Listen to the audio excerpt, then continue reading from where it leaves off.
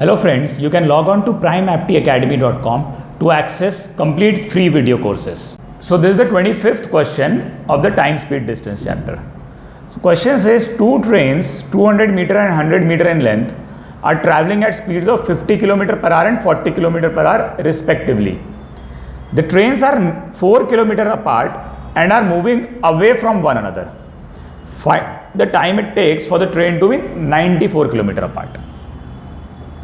So let this train T1 be the train traveling at the 200 meter train. It is traveling at 50 km per hour.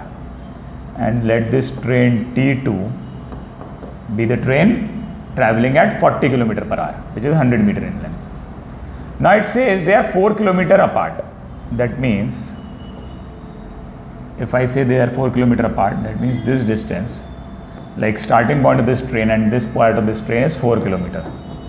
That is 4 km apart. And they are moving away from each other.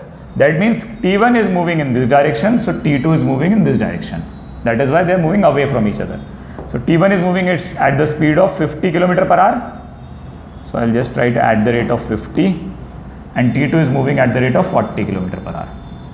Now it says you have to find the time such that this distance becomes 94 km. So it's very simple now, straightforward. So from 4 km, if the distance has to become 94 km, you have to add how much? 90 km in the distance. Okay? Because distance is already 4 km. If they have to be 94 km apart, they have to be further move away how many kilometers? 90 km further. Okay? And the relative speed by which they will move,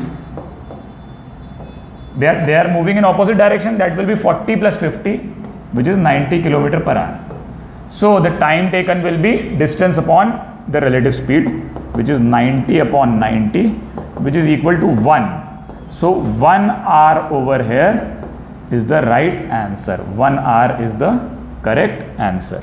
Alright, that's how you solve the question.